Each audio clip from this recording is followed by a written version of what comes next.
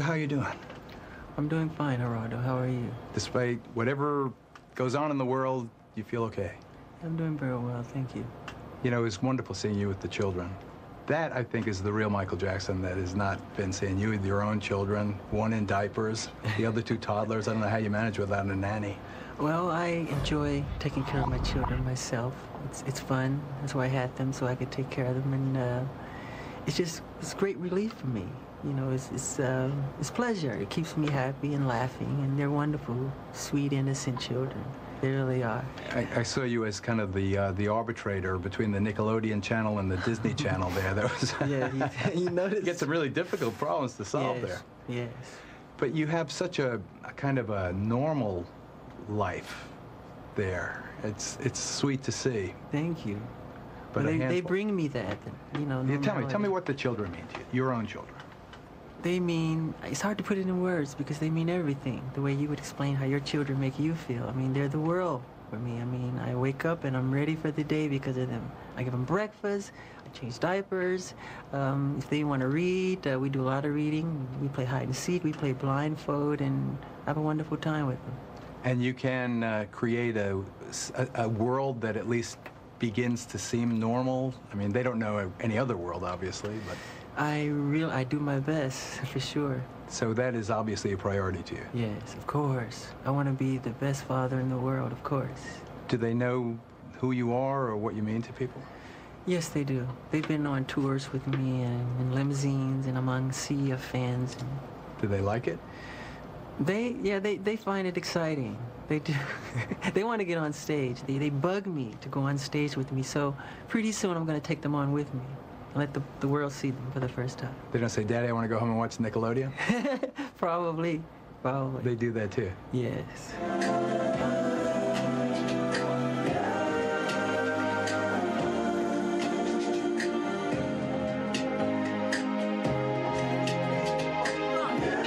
So how do you feel being here in a recording studio again, focusing on the music again? Is it a relief in a sense?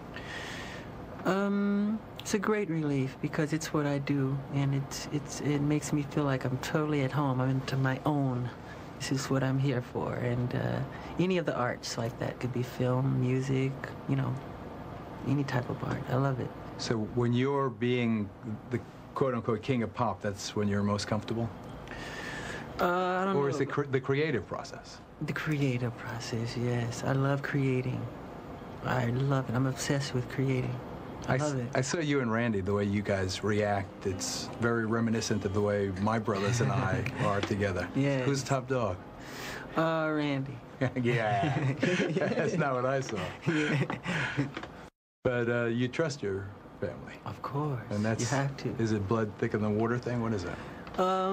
Yeah, and family is everything to us. I mean, it's love. It's what we were taught, and values, and we're friends at the end of the day, which is important. Other than what the public or press people say, we're friends. We love each other very much.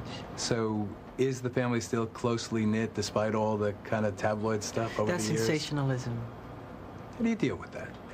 How do I deal with sensationalism? Yeah, how do you deal with everything in your life being magnified, exaggerated? It's not true. Almost to a grotesque It's like looking at a fictitious movie because it's fiction.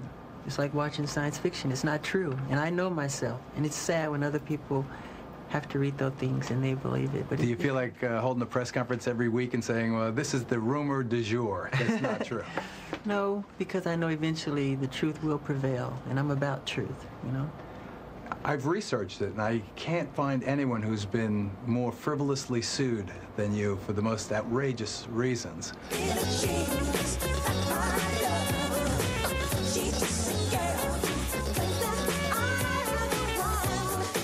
One of your attorneys told me that a woman called Billie Jean Jackson called and said, stop accepting any paychecks, Mr. Attorney. I'm the wife, and Billie Jean, taking it obviously from your hit song. Yes. I mean, how do you first of all, does it affect you, the rumors? Does it affect me? Yeah. Yes, but I become immune in a way too. I'm very strong. I have rhinoceros skin, and but at the same time, I'm human. You know, so anything can hurt like that. You know, but I'm very strong. And I just don't like people hearing about such false information. For instance, did you father quadruplets last year? There was a crazy rumor that... Then they became twins, I know. I don't know what happened to the other two. Maybe they were abducted by aliens. Yeah, I heard about that story. No, I don't have any twins. And they said I'm hiding them or something. No, it's another made-up rumor. So it's completely false. Yeah, I think the bigger the star, the bigger the target. I'm not trying to say I'm the super-duper star. I'm not saying that. I'm saying, you know, the fact that people come at celebrity. We're targets. And... But truth always prevails, and I believe in that. I believe in God, you know? Does that faith sustain you? Of course it does. How about friendship? What about friendship? Do you rely on friends? Have people stayed with you through thick and thin? Who are your best friends? My children and my family, my brothers and my sisters, and yeah, most people have. Most people have. Do you want to mention the names of the True Blue? The faithful, you would know them, so it's... Elizabeth Taylor? Well, she's very loyal. I see Elizabeth all the time, and she's my dear friend. I was just at her house. We have wonderful talks on the phone at night, several times a week sometime. So how long have you two been friends? I've known Elizabeth closely since I was 16, yeah. And you've been making music since you were 5? Yes. So you're in your 5th decade. That's 41 years of making music. Yes. You ever get sick of it? No. No, not at all. I never get enough of it. Really? Really. Do you ever get sick of Randy? Never. He's here, Liz, Joe. That's right. No, never. He's wonderful. He's been very supportive and amazingly brilliant, really. They're all different. Your whole family is every crazy, brother eccentric, and sister like is my family. Completely different. Like any family, you know, you have all the different elements, and everybody's different. That's what makes it a family. When you have such intense scrutiny, how do you live any kind of normal life? How do you, you know, have any fun outside of your own property? I don't. I go off property sometime, but not all the time. I create my world behind the gates, you know, because I can't go to the local movie theater down the street or the local park down the street or go pick up ice cream at the market, at the corner store. So you want to create that world behind the gates. And that's what I try and do. And it's not just... for me, if I could share with my family or friends or whoever I do. You know? And that necessity for some privacy drives all these crazy rumors and speculations. So it's a difficult balancing act that you have to endure. Yes, yes. It's part of what comes with celebrity. You know? But you're not complaining, are you? I don't. I try to, you know, rub it off. Not that I don't know what I'm the king of. King of getting shot at, maybe. No. King of journalism. So what is it about children in distress? You mentioned the tsunami relief effort. Yes. What is it? Is it your own fatherhood that motivates that? Caring and reading the Bible, learning about God, Jesus, love. Jesus said, bring on the children, imitate children, you know, be like little children, and to take care of others, to take care of old people. And we were raised with those values. Those are very important values, and my family and I, we were raised with those values, and they continue strong in us today. When we come back, Jackson talks about a musical reunion with his brothers for a wonderful cause. That is after this. We're family. That's what we are. And my mother is strong, my father's strong. We're even stronger together.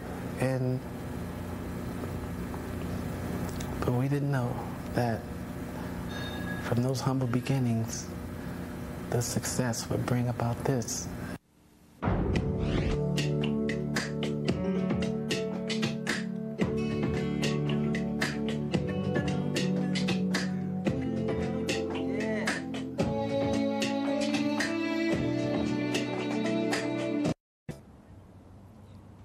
You know, I've taken firm and very public positions on every major case from O.J. Simpson to the Clinton impeachment, but none has generated the negative attention of this one. In a spirited exchange last night with Jay Leno on The Tonight Show, I figured out why. It's that every one of us has formed an indelible image of Michael Jackson over the years. It's one forged by events as far-ranging as the defendant's plastic surgeries, to the changing skin color, to what some consider his bizarre public or private behavior. As I said to my friend Jay Leno last night, none of that is relevant to the question of whether or not he molested the boy. In this relatively short segment, Jackson talks about what's ahead for him professionally, assuming, as I do, that he beats this case. What about movies for yourself again? Dorothy and Toto. What intelligent names. You had The Wiz and some of the others, but we haven't seen you on the big screen in a while. It's because I'll be directing myself. I love directing. I love creativity.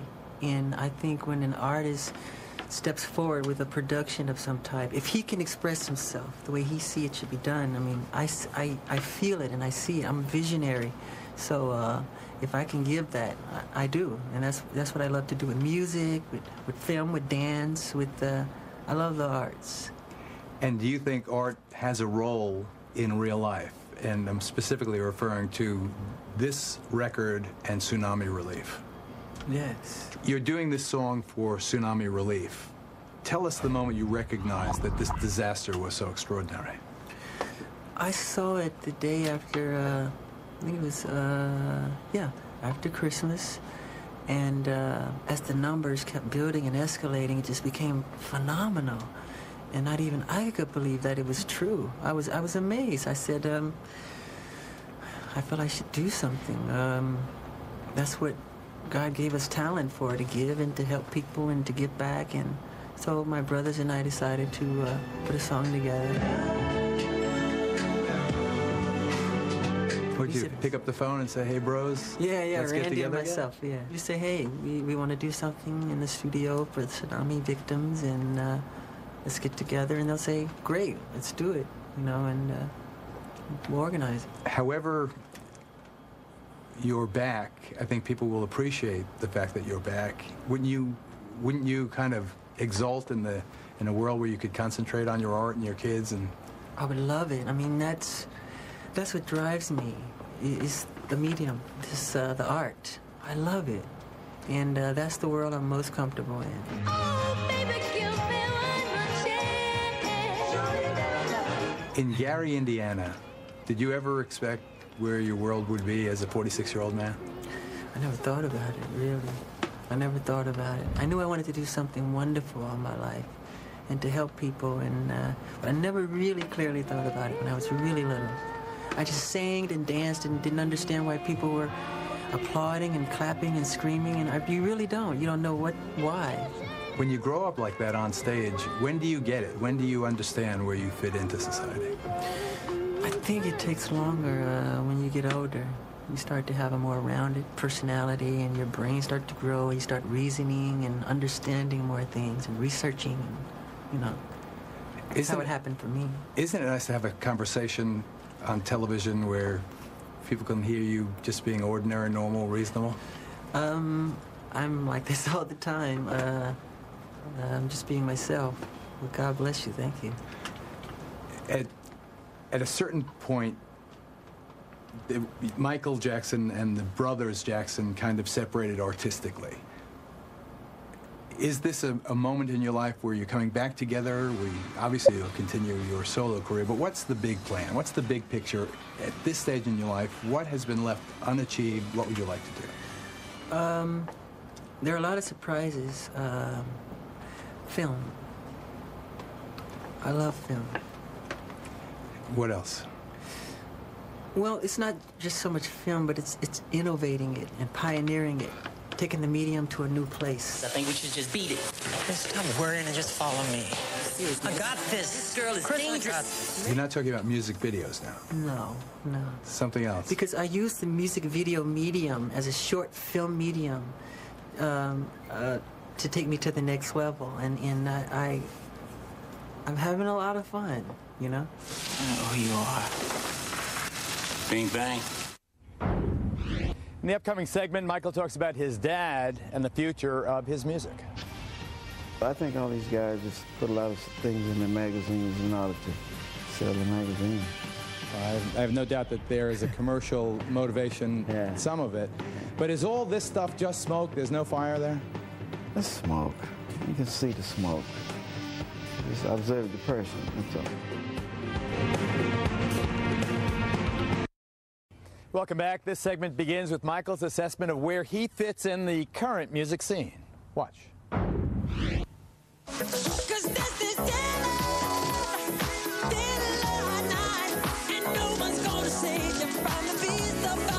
Do you ever look back and contemplate My Goodness Thriller is the biggest selling musical performance ever? Do you ever get your arms around that?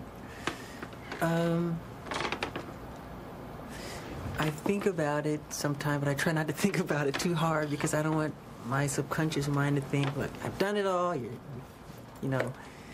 done now. And no, there's so much. That's why I don't put awards or trophies in my house. You won't find a gold record anywhere in my house because it makes you feel you've accomplished. Look what I've done. But I always want to feel, no, I haven't done it yet. The king of pop, and now I look at, some of these performers. There's 50 Cent, and there's another one, I forget his name, but they're well known because they survived, violent attacks where they almost died, and they're into hip-hop kind of, it's a different era now in popular music. Do you think that you'll be more like them, more urban kind of, or do you think the world will come back to more pop and traditional rock? Great music and great melodies are immortal. I don't care, fashion change, culture changes, customs change. Great music is immortal. We still listen to Mozart today, Tchaikovsky, Rachmaninoff, any of them, any of the greats. Great music is like a great piece of sculpture or a great painting. It's forever, for generations upon generations to appreciate forever, really. And I know that's a fact. On the other hand, I interviewed Barbra Streisand at one pivotal point in her career. She was going to do duets with the Bee Gees and other popular artists. She really kind of changed the tempo to surprise people. Would you ever consider more of a hip-hop approach? I've done a lot of it, in my true opinion. But I mean, kind of rappy. You want to rap?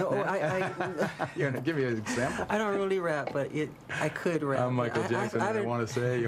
I've written songs with rap verses in them for very famous rappers, but they're much better at it than I am. That's why I won't compete with them. Don't you appreciate, despite your isolated life and despite the fact you've been a star so long, you still have what appears to be a very profound and passionate relationship with the community? Welcome to Neverland. Hey! And Merry Christmas, and have a wonderful day, okay? Thank you! Does that support you? Does that sustain you? Do you agree with me? Yes, I do agree, because it's important to love your neighbors. But where does it come from? Where does that almost instinctive love of you come from? What do you think? I truly think it comes from my mother and God, and the way we were raised, and the values my father instilled in us as youth. And she was always there with the Bible, teaching us. We'd go to, service all the time, like 4 times a week. And I'm so glad we did that, because those values are very important. I don't know if I could have done as well without them. Do you still spend time with Mom and Dad? Yes, of course. They're not far from here right now. That's right. And what is that relationship all about? I'm so close to my mom, obviously. It's wonderful, actually. At this season in our lives, at this stage, I think you tend to appreciate who your parents are more and what they've done for you. You almost start to retract everything and where you are in your life and all the wonderful things they instilled in you. You start to see them come forth, to take fruition in your life. And I'm starting to, see a lot of things, traits that my father influenced me on, and my mother, and so it's been amazing. My friend Cheech, who you know, whose partner Tommy Chong helped discover you guys. Yeah, I like that guy. Bobby Taylor and the Vancouvers. Yeah. He says as he gets older, he looks at his father's face in the mirror. Do you feel that? Are you becoming like your dad, or do you see very much like my father in a lot of ways. Tell us. He's very strong. He's a warrior. He's just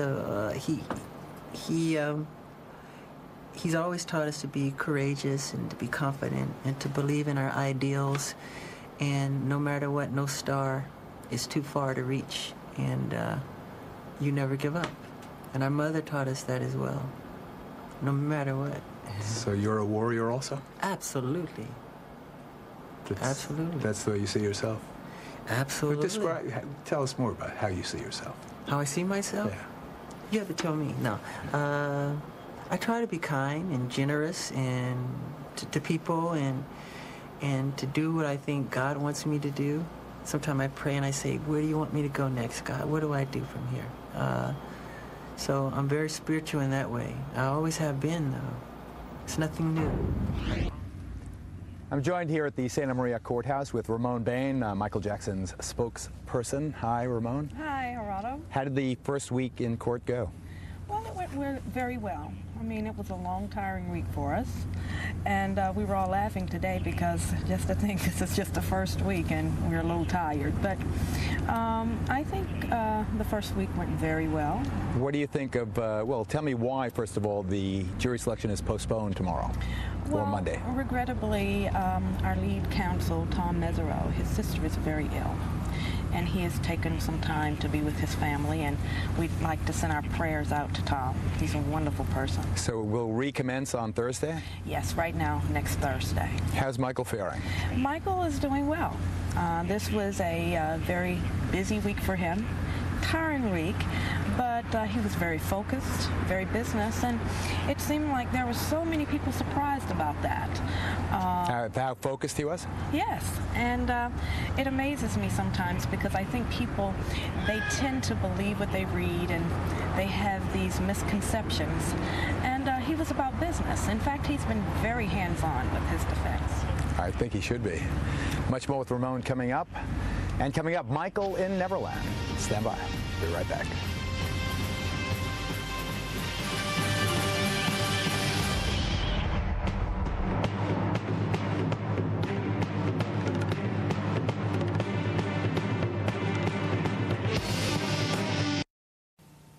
On stage since the age of 5, a worldwide star since the age of 12, Michael Jackson has enjoyed one of the most remarkable careers in show business.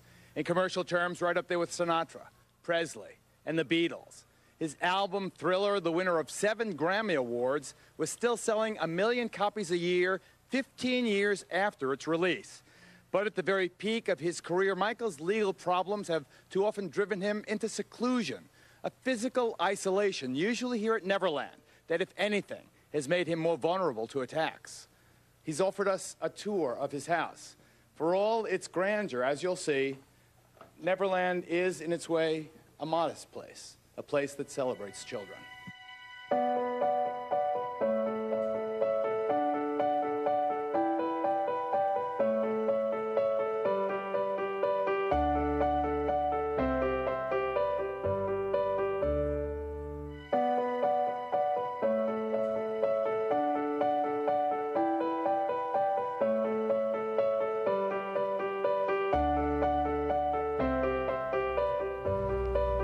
Perhaps Jackson's biggest problem is that his vision of himself as a kind of modern-day Peter Pan just does not sit well in a society scarred by stories of abusive priests and teachers and Boy Scout leaders. So in this segment, we talk about the original creator of Neverland.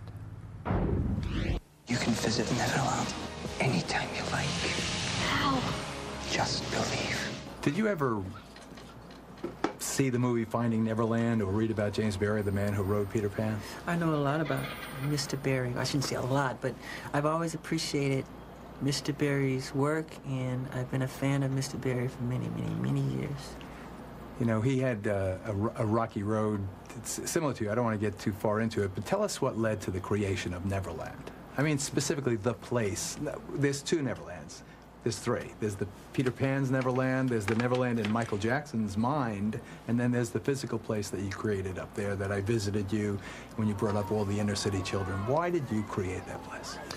I created Neverland as a home for myself and my children, and it was created simply. It was almost, it was done subconsciously.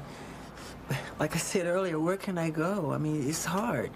I've tried to go as myself, and I've had policemen actually tell me, put on a disguise and give me an autograph from my wife or whatever, but they tell me, why are you out here like this with no security? So, and there's like fans everywhere, so I can't do it. I do it sometime, but it's very difficult. But you owned Neverland before you had the kids. Was it for you, or the exotic animals, were they for Michael Jackson, the child? Oh, for me. Yeah. And for sharing with others. Spirit.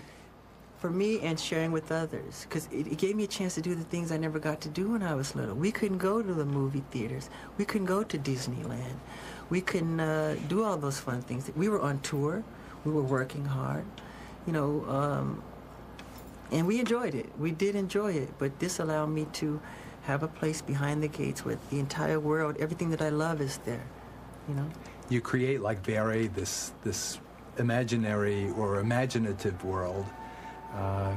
Do you ever outgrow something like that, Michael? Do you ever, you know, think, oh, this is silly to have the llamas and the little choo-choo train and the rides? It's calling God silly if you do that. Tell me. Because God made all things great and small. So that would be wrong. When other men have their Ferraris or they have their little, if it's an airplane or a helicopter or whatever they find, wherever they find their bliss. And my bliss is in giving and sharing and having simple, innocent fun. Your homes, I mean, for all the grandeur of Neverland, your home is quite modest. And your personal style, I don't see any bling, for instance. There you go. How come? How come you have a big diamond thing that says Michael? Because I'm modest in that way. And if I had it on, I would probably give it away from the first kid who would walk up to me and say, wow, I like your necklace here. You can have it. Because when I was little, stars like Sammy Davis, Fred Astaire, you know, Gene Kelly, if I admired something they were wearing, if I simply said, God, I love that shirt you're wearing, they would give it to me. So I was taught that, you know, that's part of a show business trait, you know, to hand it over. Despite the glare of the media attention, and even the day that I was there and you invited the inner city kids there, what's it like to have the kids there? Why do you do that? I wanted to ask you that question that day, but I pose it to you now. Why? Why do you, when you see those kids, tell me what's going on. Because I think I've traveled the world over 8 times around the world, and I go to I do as many hospitals and orphanages as I do concerts. But of course it's not covered. That's not why I do it for coverage. I do it because it's from my heart. And there are so many children in the cities who've never seen mountains, who haven't been on a carousel, who haven't petted a horse or a llama, who've never seen them.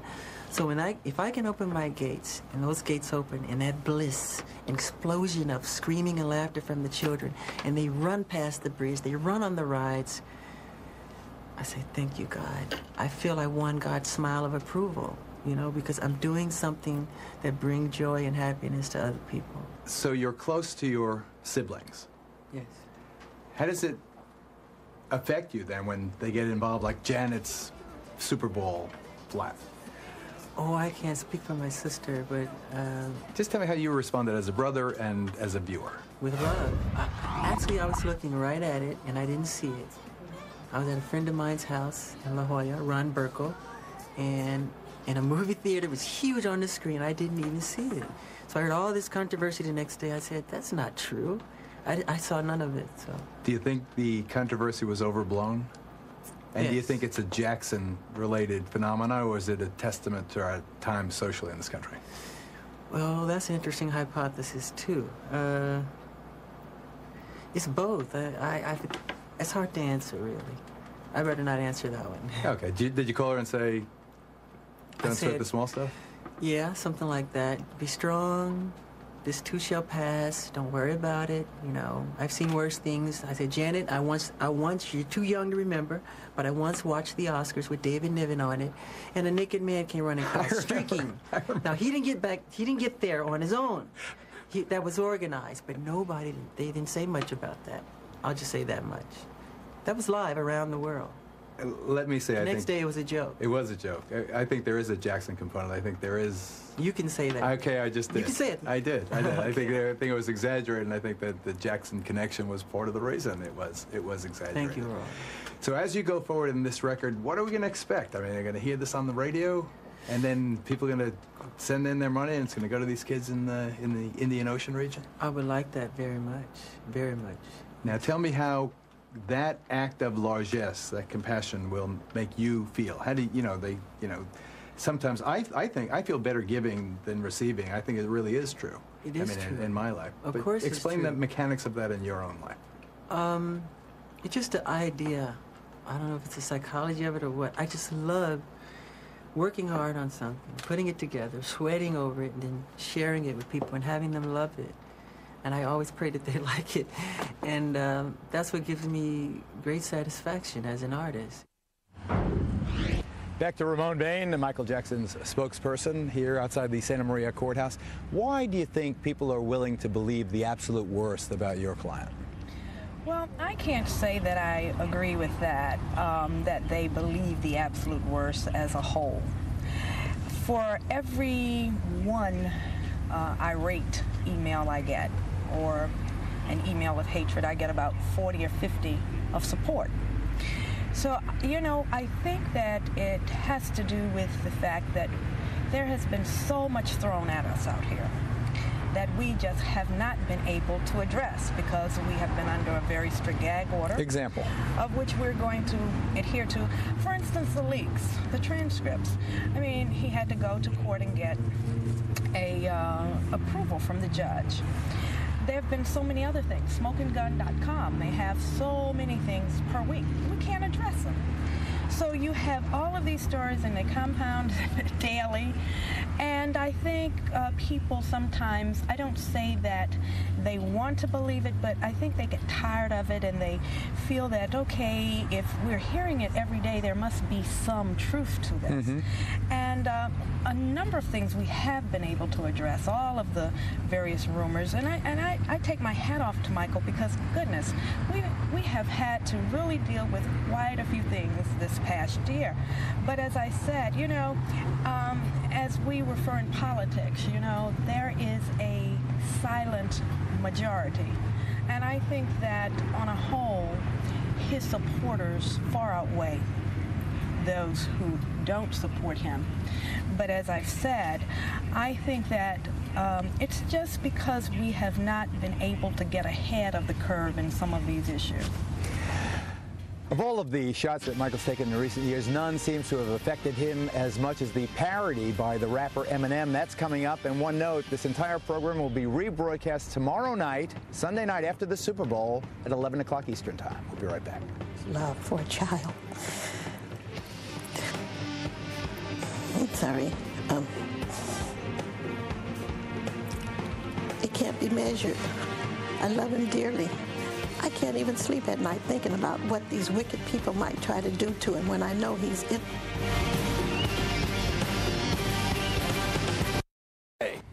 Whether it's his old pet monkey or the time his hair caught on fire filming that Pepsi commercial, Michael Jackson's been the brunt of 1 million jokes in 100 languages. But of all of them, none has cut as deeply as the musical parody by the rapper Eminem. Here Michael talks about that, plus the image recently attached to him as a creative has-been. Watch. Does it frustrate you professionally or personally when people say that this Jackson project flopped or that happened? Your #1 compilation, for instance, 7.5 million copies. Now, I think that's quadruple platinum or whatever it is that you label it, and yet the characterization by some in the music business, at least, is that you're not, well, you know, you're not, that it wasn't a hit. How do you feel about that? #1, I don't know which project you're talking about, but the compilation, the last one. It was compilation is it's a huge success. 7.5 million. Yes, and that's but how come that's not the headline? It's a huge success. Exactly. Why is the headline? Because negative news, sensationalism seem to sell more than wonderful, positive news, and people rather hear gossip, I think, sometimes than the truth. And my last 8 albums have all entered the charts at #1, and so people like to sensationalize things and make up stories and rumors, and sometimes... Does it hurt your feelings? Do you want to scream out and say, hey, wait a second, check the numbers? It's a commonology in mankind that I don't like, that part of it, that kind of, you know, envy. But then there's a beautiful side to mankind, too, isn't it? But not to Eminem. We've spoken about it. I think that you should. Why not? Speak about what? About Eminem and this disrespect that he showed you.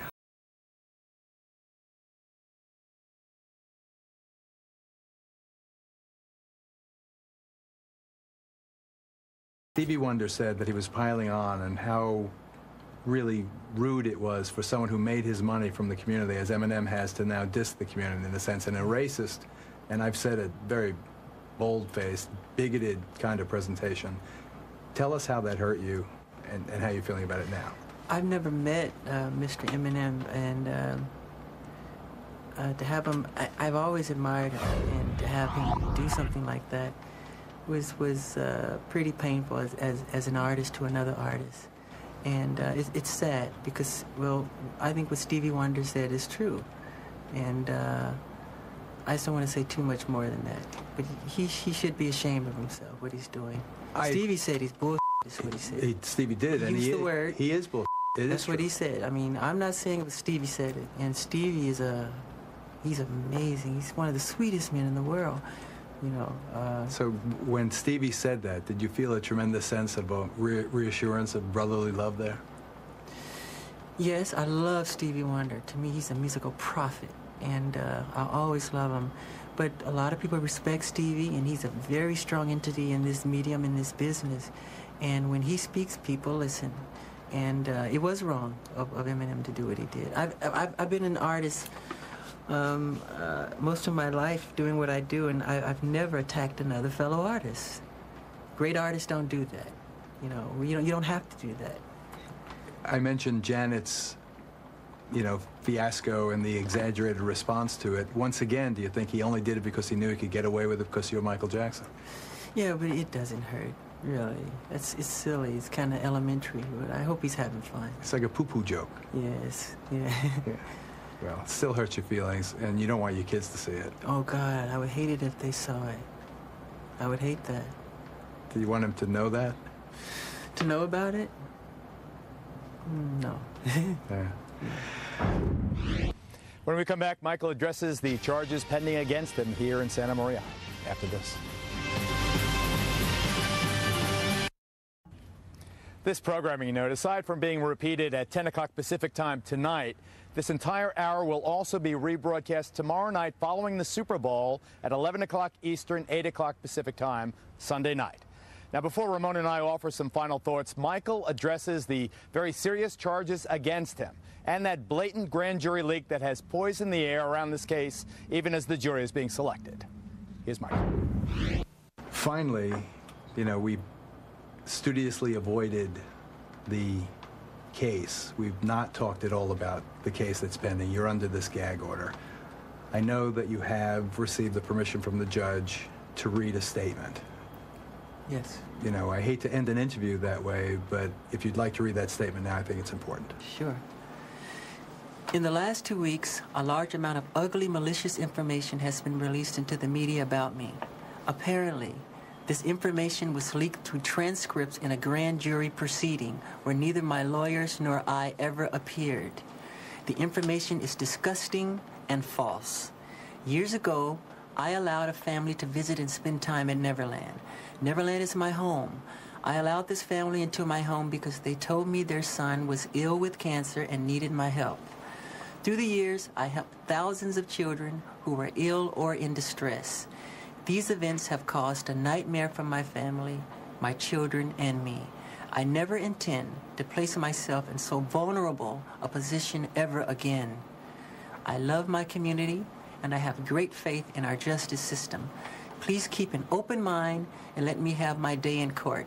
I deserve a fair trial like every other American citizen. I will be acquitted and vindicated when the truth is told. Anything else you'd like to say? No. Yes, there's something. I would love to have the public's prayers for my children and myself. Okay, buddy, you got it. All right. Thanks. Thank you. Okay. Ramon Bain, Michael's spokesperson, final thoughts. Well, let me just say this, Geraldo. Michael Jackson is a good man. And I know that we are going to go into this thing. He has a lot of confidence in his defense. He has the love of his family. And he has maintained his innocence. And I am just appealing to people to think twice about believing everything they read. I have a few points also. Item, the family now accusing Michael Jackson once swore to LA County investigators that he had done nothing wrong. Item, they contacted a civil lawyer before they ever contacted the police. Item, it just so happened to be the same lawyer who wrought a multi-million-dollar settlement from Jackson years before. And item, all of the incidents in the indictment supposedly happened only after the airing of the damning documentaries against Michael Jackson. Those and many other items led me to conclude that he's being framed. But he's not without blame. To me, the biggest news in his statement is Michael's declaration that he will never place himself in so vulnerable a position as the one he created by allowing children to sleep over at his home. In other words, Michael has stopped attempting to defend what is, however innocent, culturally indefensible. It's now become obvious to Michael what should perhaps have been obvious all along, that in this often hard, sometimes cruel world, there is no Peter Pan. So how much time do I have remaining in the program? Okay. I want you folks to know that if you watch the Fox News channel, you're going to get a fair and balanced news coverage of the trial unfolding here. It will be historic. I think in many ways it will raise issues that will have resonance throughout our society. As Ramon has said, I urge everybody to keep an open mind. Listen to the evidence. And as you listen to the evidence, ask yourself whether or not it is convincing enough to convict a man beyond a reasonable doubt. You know, unless the district attorney in this case, Tom Stedden, has something much more than we have seen in either the grand jury or in the various leaks about his allegations, I think Michael Jackson will be vindicated. And what we hope, Ramon, is that he goes back to music, making the music that has given so much pleasure to so many millions of people. I know the family has their fingers crossed, and we'll certainly be watching. Yeah, well, I think so many people out here are hoping that he comes back on stage because he's fantastic, and there's no other entertainer like Michael Jackson. He is in a class by himself. We look forward to his Tsunami Relief record being released, kind of a We Are the World too. We look forward to Michael and his brothers reuniting and going on their world tour. Ramon Bain, Michael Jackson's spokesperson, thank you very much for being with us. And thank you for having me on. Good night.